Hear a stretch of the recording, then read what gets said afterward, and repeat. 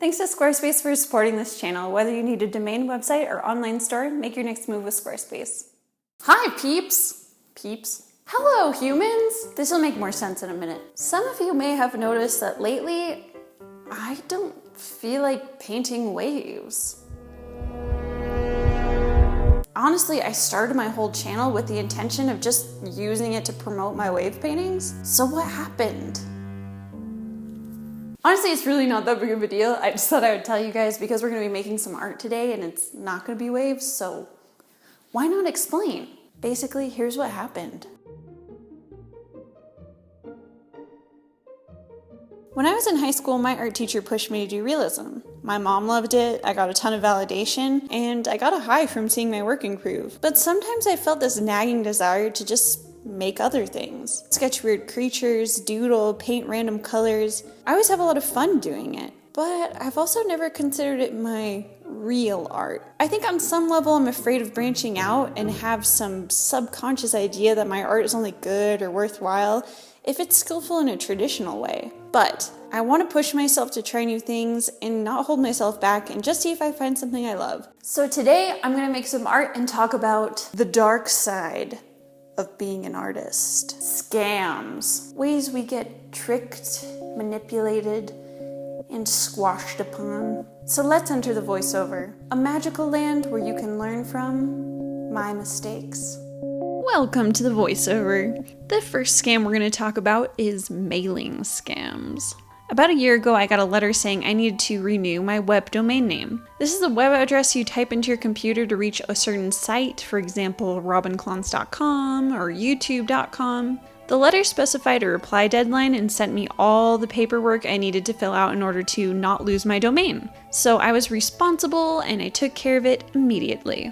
Fast forward a couple weeks, I saw in my bank statements that I was getting charges from a company I didn't recognize. It turns out I hadn't been renewing my domain with the original company I registered it through like I thought I was. And now I was paying substantially more to use my web address. This company carefully worded their letter, and to me, it definitely appeared as if I was working with my existing company when in reality, I was signing up for a transfer of the service and going to be paying a much higher cost. When I called in to cancel, I was upset. I was very level-headed though and tried to be kind because they had my money and I wanted to make sure they were willing to work with me and issue me a refund. Now the agent I called was already extremely defensive and literally hung up the phone in a fit of rage. I called back, I talked to the same guy actually, but I was able to cancel and definitely learned a lesson from that. Next are sketchy contracts. Okay, this is story 2 where I'm going to encourage you, pay attention to your bank statements.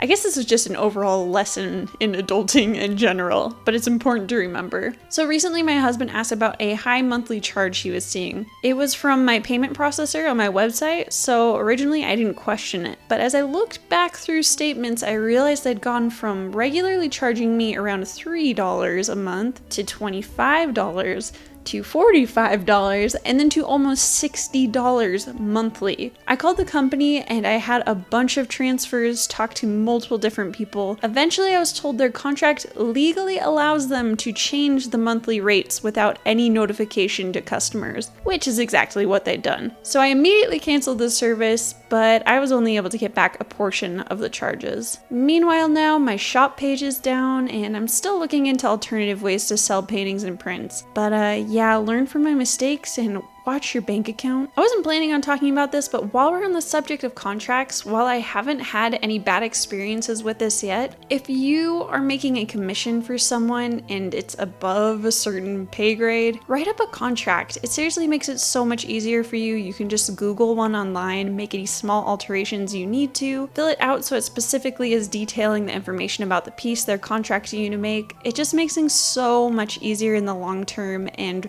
gives them a way of knowing what the protocol is if things go wrong or if they need to cancel it. It gives you some insurance if they decide they don't want it later. Anyways, look into contracts for commissions. I think it's super important. Okay, this is my third story. Email scams. Okay, I literally just scoured through my spam folder looking for an example to share with you guys, and because I couldn't find anything, I just started Googling examples. I saw coming up a very common theme, something about how a person saw their wife had left up your website and they were interested in buying something for her, and all of a sudden that just rang a bell in my head. 3 days ago, I got a scam email and I did not even realize it. I'm gonna be honest, I thought I was kind of beyond the email tricks of scamming at this point, so this was a good reminder to be on my toes, but I'm just gonna read it to you, and I'm gonna bleep out the random name they use. Greetings, my name is Blink from Ohio. I actually observed my wife has been viewing your website on my laptop, and I guess she likes your piece of work. I'm also impressed and amazed to have seen your various works too. You are doing a great job. I would like to receive further information about your piece of work and what inspires you. Kindly confirm the availability for immediate sales.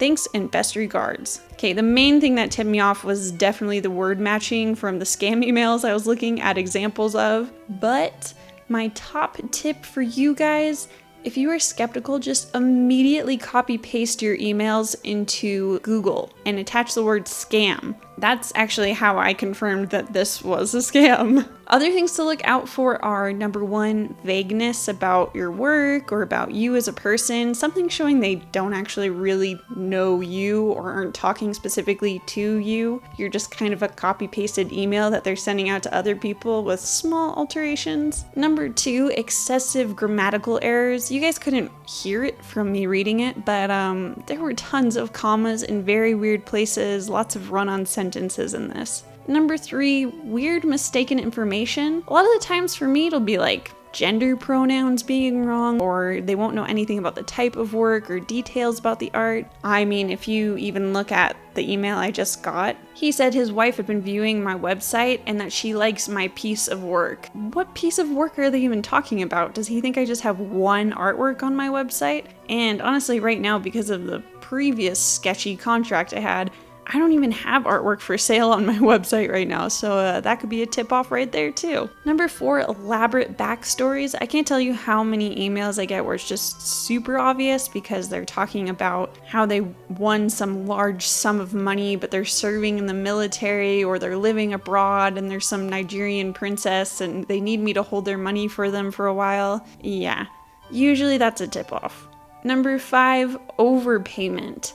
This is a common way people try to scam you. They will make it appear like they've overpaid you or they will overpay you, and then they'll ask for money back. And what ends up happening is they didn't actually send you good, viable money, or they didn't send you money at all, and then they get your money back and you end up just paying them with no money from them. And lastly, number six, if you just get the feeling something's too good to be true, well, that's kind of a good indication sometimes.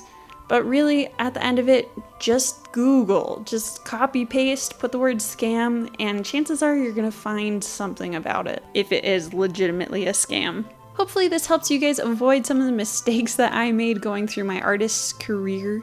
If you guys like this style of video, make sure you let me know in the comments. I'm definitely interested in making some more experimental types of work, really trying to just figure out what I like the most about art and challenge my ideas about what my style is. I hope you guys have a fantastic week, and now, a message from our sponsors. If you guys are looking to start an online business to sell your art or some other kind of product, make sure you check out Squarespace. Flexible for any kind of creator, they offer unique domains, beautiful templates, and award-winning 24-hour customer service. You can start your free trial today at squarespace.com and get 10% off your first purchase with the code CLONS. Check out the link in my description below. I'll see you next time. Bye!